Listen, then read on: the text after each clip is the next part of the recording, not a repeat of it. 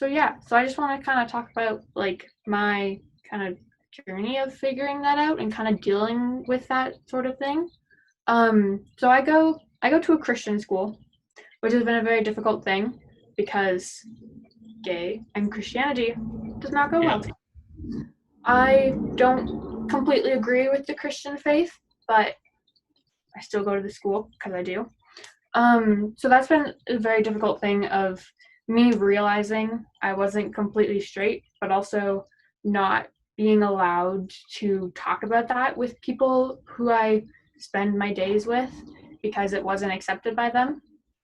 So that was probably one of my biggest struggles. I first learned about like kind of like LGBT when I was in like elementary school early on, when people would joke around and call each other gay and things like a derogatory term. And it just kind of felt weird to me. And then in probably grade 4, I actually learned what the words meant. And in grade 4 was the time when I first learned about the word lesbian and what it meant. And so that kind of started a period of me researching it and being like, hey, LGBT people exist. That's a cool thing. Like, that makes a lot of sense to me. And so I kind of just never really understood why people would hate on other people for something like who they loved or who they identified as. It never made any sense to me. So I would always stand up for LGBT people because I was like, well, I'm straight, but like I don't get why people hate them, so I'm an ally of it. As I grew up, I realized that no, I wasn't just an ally. I had a crush on my like best friends who were girls, and I was like, well, that's not really something a straight person does. And so I kind of came to terms with, hey, I might not be straight. And then I switched schools into my Christian school when I was in grade 7. And it kind of got pushed to the back because I had Bible class. And in Bible class, they talked about how being gay was a sin and all of this. And I was like, okay, well, I'm not that because I'm not a bad person. So obviously that's not me. And it kind of instilled this fear in me that like, oh, like I'm wrong. There's something wrong with me because this isn't right. So it took me a while to get over that thought that was pushed into me every day of this is wrong, and of just everyone around me telling me that it was wrong and that I couldn't talk about it. And so it took until about grade 9 when I became really close with one of the girls and I had a crush on her. And I eventually told her, and she was the first person I ever came out to. And I told them that, hey, I have a crush on you. I like girls. And it was a really scary thing, but luckily, she was one of the nice people at school, and she was okay with it. She didn't like me back. She was straight at the time, but she was okay with it. And so that was the first person I came out to. And it made me realize that not everyone agreed with what was taught. Not everyone had the same mentality that was against me. And so it kind of made me more comfortable in realizing I wasn't alone and that there was also other people who felt the same way I did. And so I started doing more research into LGBT and finding out that, hey, there's a lot of different people like me and there's a lot of different categories and such. And then I later came out as pansexual to my family, and they accepted it pretty well. They were supportive. Like, my mom bought me a pansexual flag, and that was a really cool thing. But it was always in my house was my family was always, okay, we accept that you're gay, but like we don't want to hear about it. So even in my own family and even now, it's kind of like, okay, we get it, but we don't want to hear about it. So that's also been a really hard thing, especially for me trying to figure myself out. I'm like, hey, what do I identify as? But not having the full support of my family. So that was a difficult thing. In October of last year, I got into a relationship with a girl named Cassia. And I was really happy. It was my first real girlfriend that I had had. And so it was an amazing thing. But then she started to become manipulative and tried to convince me that I was trans and that, like, I was a boy, that I should do these masculine things, and, like, that I basically tried to convince me I was a boy, which wasn't right, and she was very manipulative. And so she got into my head and convinced me that you're a boy, you have to act like this, you have to dress like this, you have to be friends with these people. And it took me a long time to realize that what she was doing wasn't right and that what I was doing and acting like wasn't me. In only June of this year, so like last month, I got out of that relationship because she somehow accused me of being homophobic, which don't know how that works, but that's what happened. And so she eventually ended up turning all of like our group of friends against me, except for one boy who became like one of my best friends now. And so he was there to support me through all of that, and he helped kind of to try to undo some of the damage that she had done to my mentality of thinking like, hey, like, yeah, you might feel comfortable with some of the things that she said, but it wasn't completely who I was. And so it's been taking a lot to like rework the mentality of like trying to be what others want me to be and just trying to do what I feel comfortable with. So like even now I'm having a lot of trouble with like dressing how I want to and like trying not to dress how I feel others want me to, trying not to act like others want me to. So that's been a very difficult thing, and that's one of the things that's really confused me with what labels are. Is am I trans? Am I non-binary? Am I lesbian? I don't know because she kind of messed up with my emotions. But it's been a learning experience through all of that of helping me to really realize that I don't need other people to tell me how I feel because they can't know how I truly feel. So that's definitely one thing that I've learned through all of this was that I do things to make me happy and do things that make me feel right and who I am, and that no one else really knows how I feel. They can't tell me how I feel. So that's been something to learn, but I'm working through that. And yeah, so I also have struggled with depression and anxiety and things of that sort. And so that also had a big impact on what I was feeling because I was stressed out and I just got really low at some points.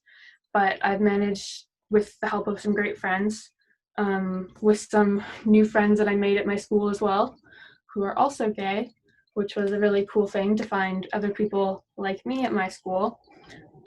They've helped me kind of to realize that it's okay to be who I am and that I've kind of started standing up for myself and for LGBT people at my school, even though they're very Christian and very against everything, and everyone's worried I'm going to get kicked out. I'm still standing up for the community because I feel like that's what's right, and no one should have to live in fear of just being themselves. So I have one more year left. I am going into grade 12, and everyone's worried I might get kicked out, but I have one last year to make a stand and make a difference, and I'm going to use that to the best of my ability. But yeah, that's kind of what I hope to do, is just to make an impact in people's lives, even if it's just makes people think about things a bit more. That's like what I want, is just people to kind of question themselves. And a lot of the kids at my school who I've come out to, they kind of realize that like, hey, like being gay isn't so bad, and this person is just who they were before I ever knew they were gay.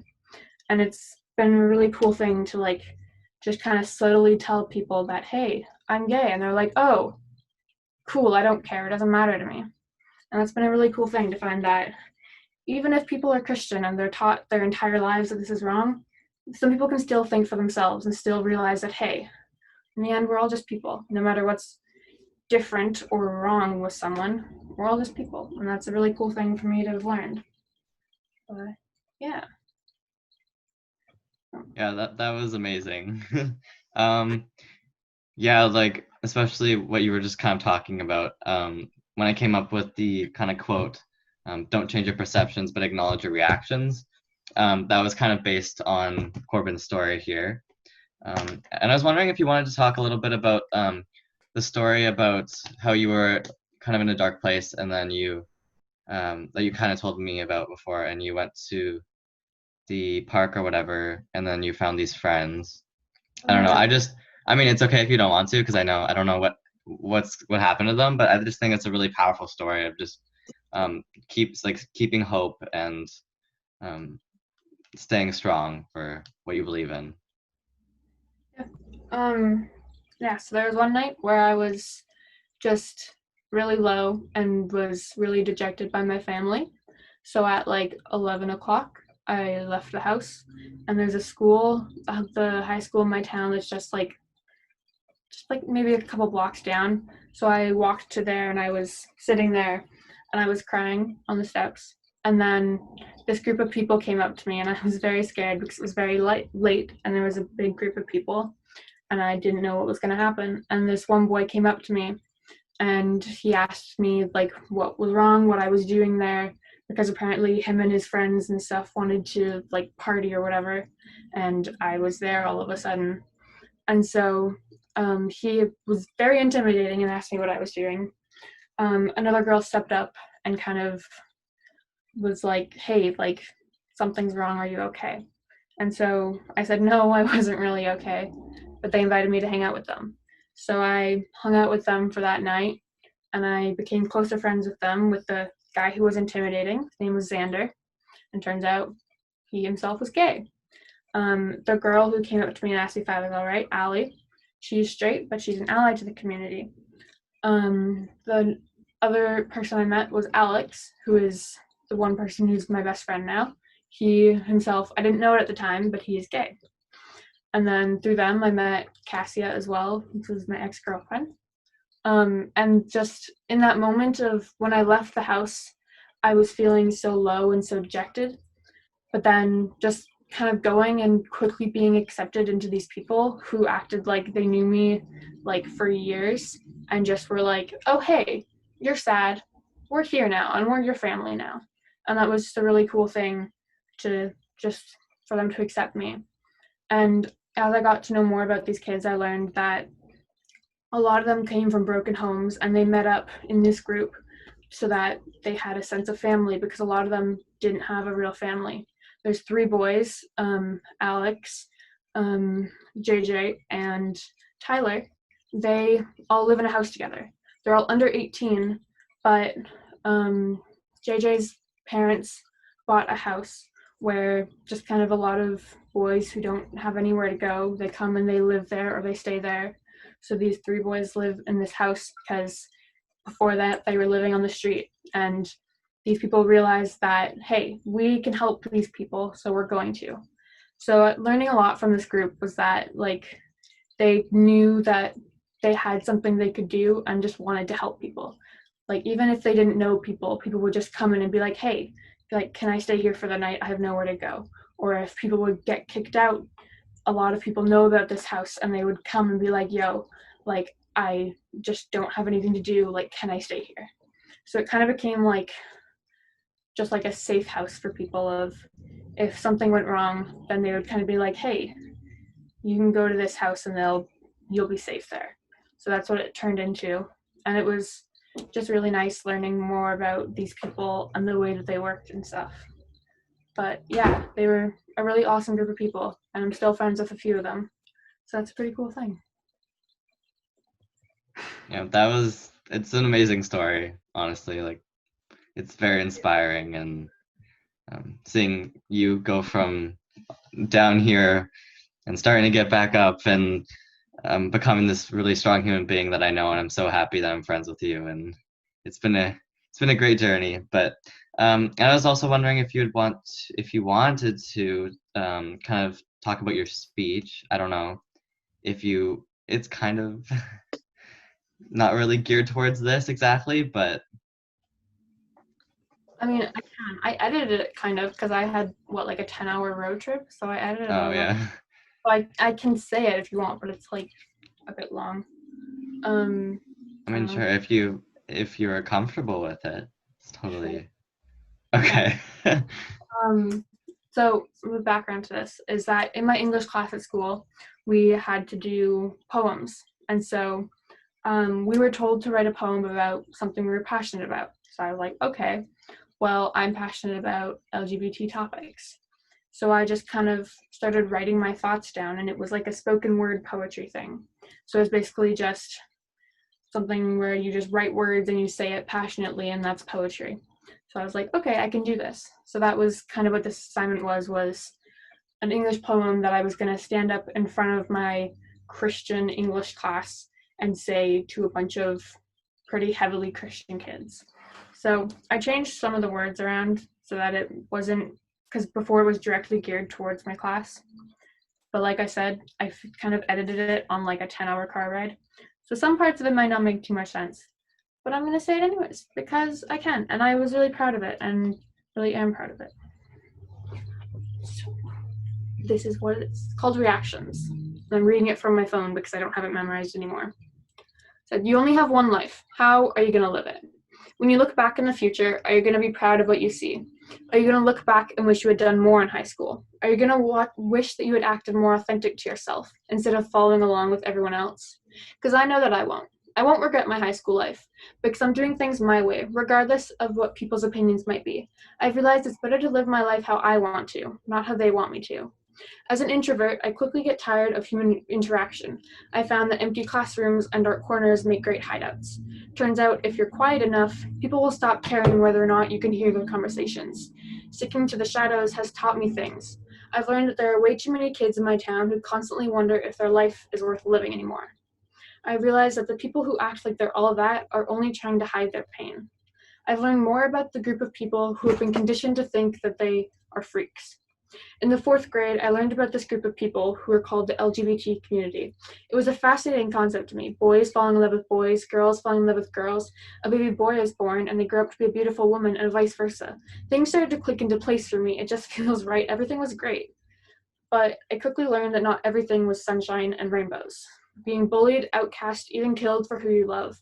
It's a scary thing to think about for many. For some people even refuse to acknowledge it. For some, it's just a joke. Some people find it funny to call each other gay, twist the word to make it derogatory. Being humans in love and being happy is treated like a crime. Some people just help reinforce that idea. Church sermons have always confused me. It's constantly preached that God loves all his people. Did you forget that even if someone is queer, they are still human beings? One page of the Bible isn't worth a life, yet some people seem to disagree. One of the rules of Christianity is to love your neighbor as yourself. I don't remember seeing exclusion for if they are gay. It's not our job to judge others, especially over who they love.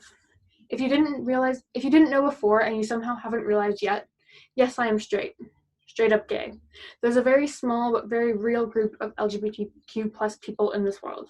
And yes, we have connected over how difficult it can be to exist in our home environments. Some of us are forced to live a sort of double life. It hurts me that just because people disagree or just don't understand, it's seen as okay to bully.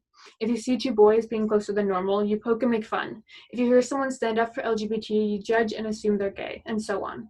Little do people realize we notice the stares. We hear the whispered questions. Little do you realize that their jokes could be a thing to push someone over the edge. Are you gay? Are you transgender or something? They might not be spoken, but the questions are there. My answers might be yes, but that doesn't affect them. If they can hate me based on who I am or who I love, then I say let them. I'm pretty sure it's because they're jealous that I'm happier and better satisfied than them. I wrote this because this is something I'm passionate about. Wanting to be normalized is something I've been passionate about for years. I might not say much day to day, but when it comes to LGBT topics, as you can tell, I never shut up. Kids are abandoned by their parents just because they aren't normal. Young kids take their own lives because of people bullying them over who they love. Of course, I'm going to speak out for those that aren't able to, for those that never got to.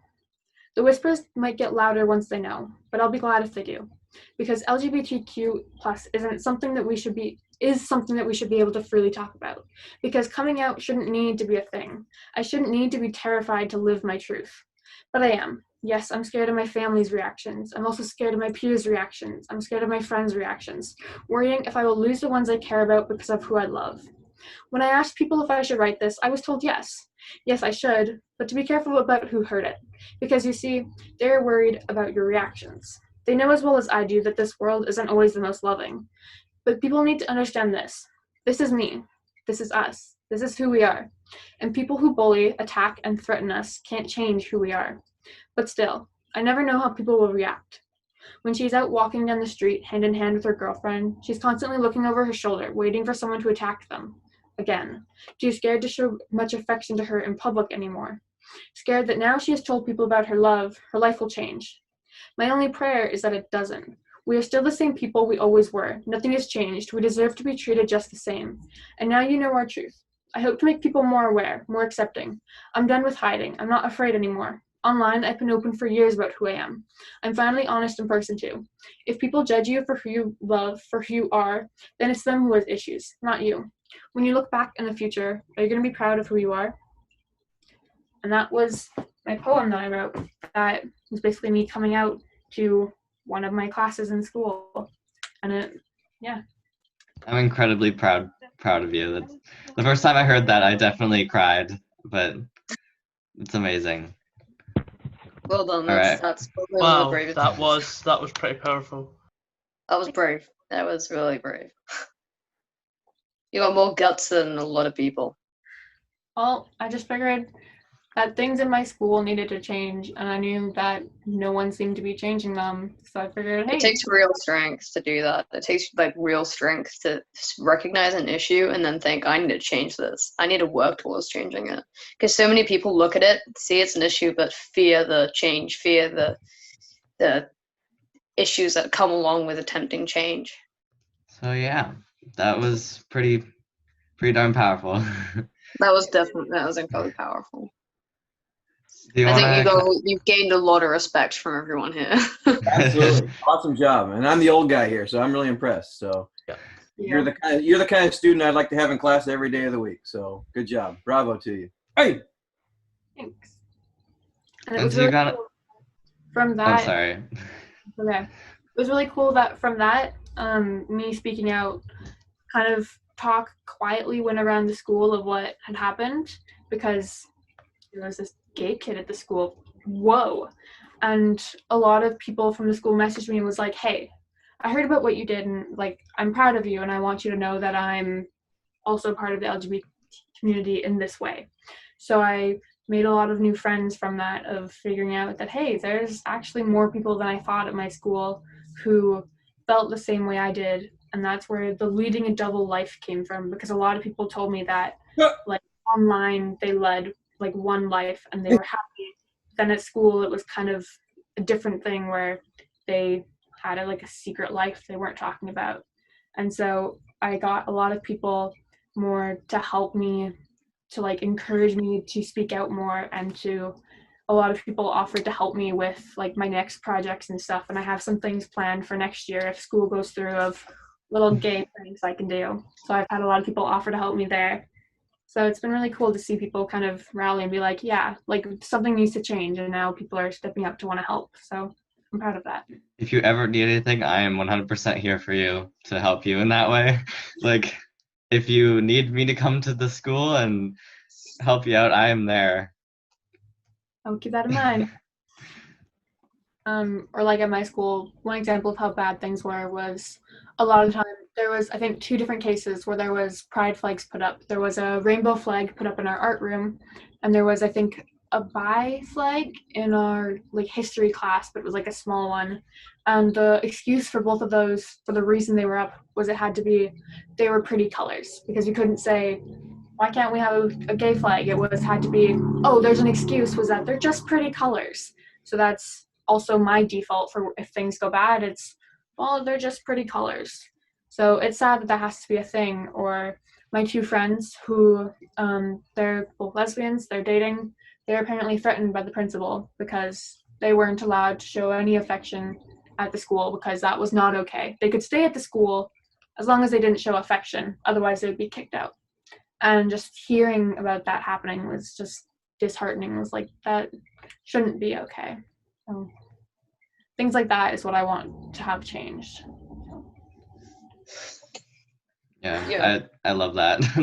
Like, you're the first person at that school really that I knew that was, and I'm so glad that you've come out and you're advocating for this stuff. And if we kind of start a Zoom call even with the group of people that you know from the school, and we can kind of collaborate on ways we can secretly advocate for this stuff, then that would be pretty cool. But yeah, I've been thinking about that, of like making a group chat or something like that. yeah, So many people are like, I will help. Like, I have a job, I have money, I can give you guys money to like fund things.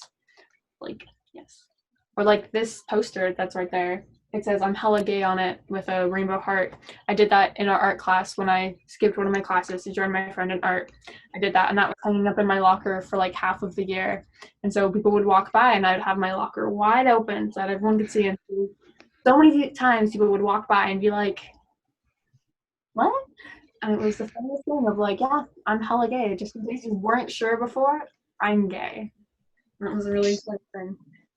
So that's definitely going in my locker next year. I also have another magnet that's also going in my locker. It's also a gay magnet, so that's happening.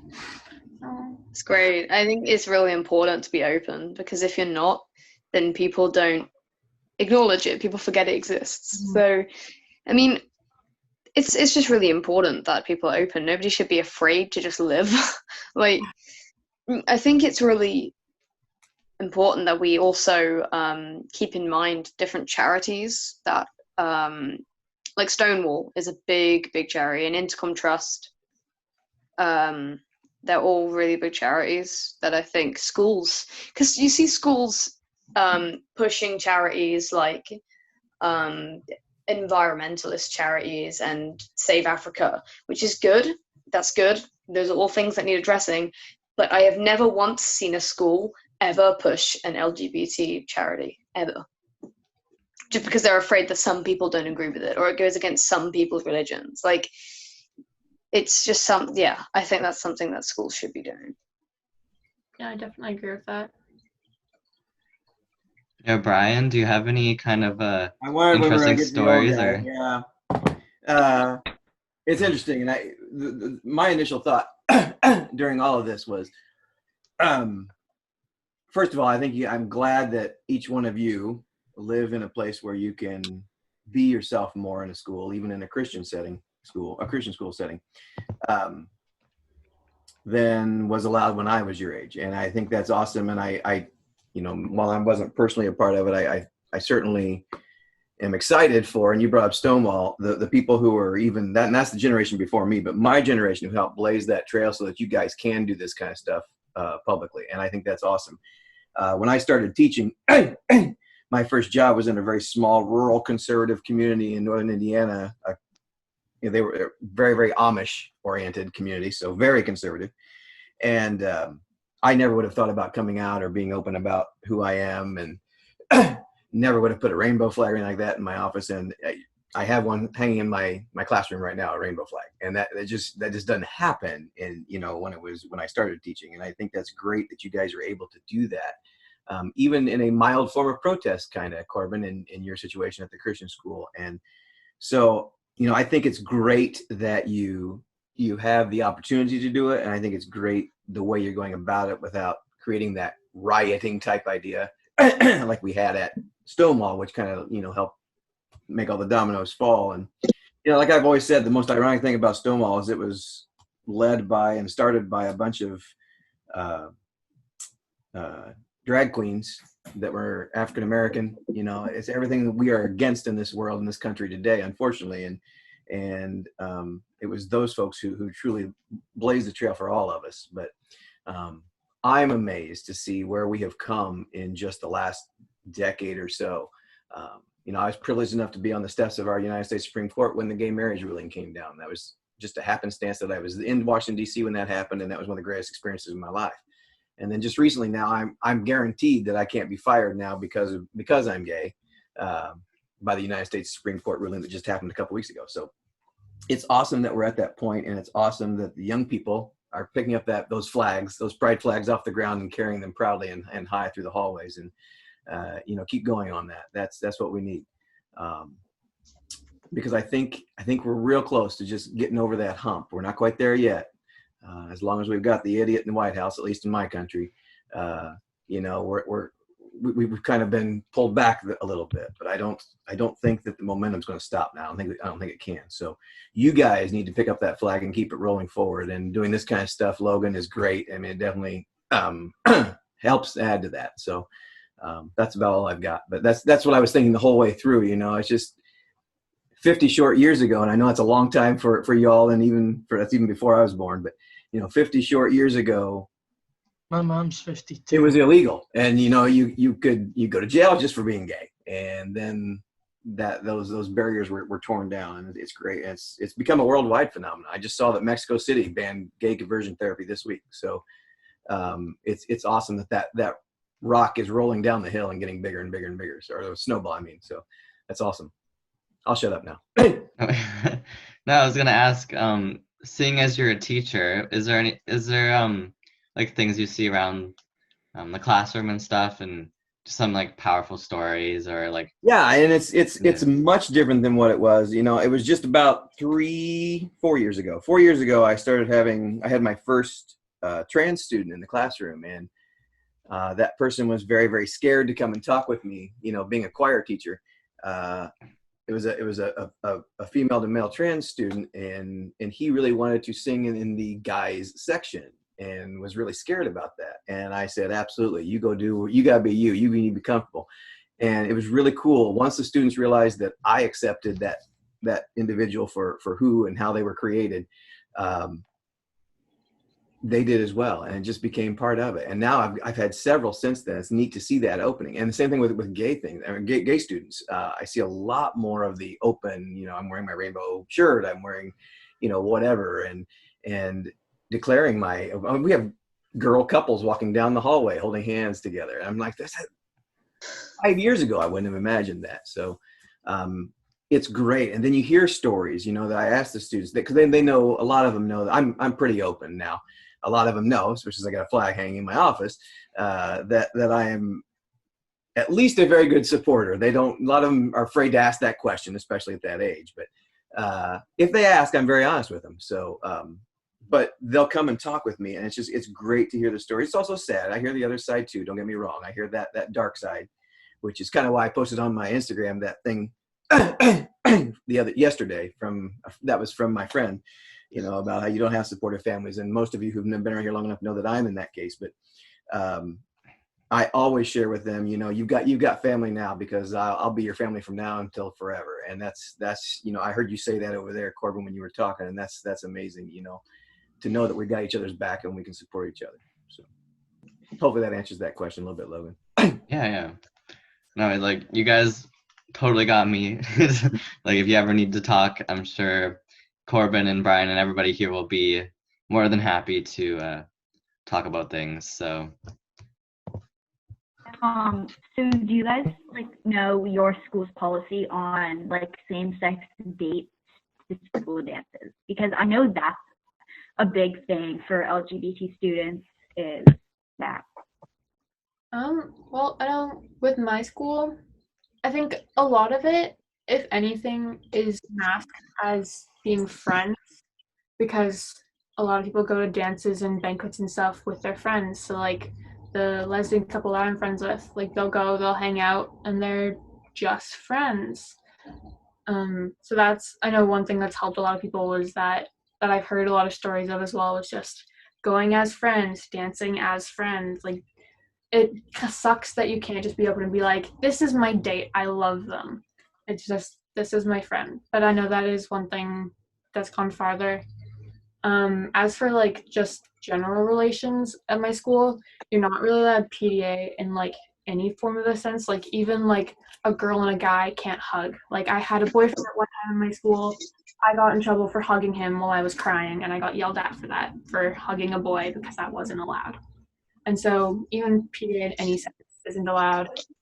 So I don't know. It's kind of messed up, but how it is. To piggyback on that, Corbyn, that's actually true in most schools. And again, I only speak to American schools here, Karen, but that's true in most schools, the whole PDA thing. And that stems from parents not wanting their child to be hugging and do whatever in the hallway. But it's not something I really, unless it becomes, I don't need to see somebody with their tongue halfway down someone's throat. I don't really appreciate that in the hallway, and I'll definitely point that out. But I don't mind if they hug. I don't mind if they walk down hand in hand. And like I said, my school is very diverse and very inclusive. I do believe, and since I teach the middle school, I taught the high school last year as well, but I believe they allow same-sex couples to go to like prom and things like that. So, which is very rare, especially in Trump land, Indiana. So that's quite surprising, actually, and that's horrible that it is surprising. But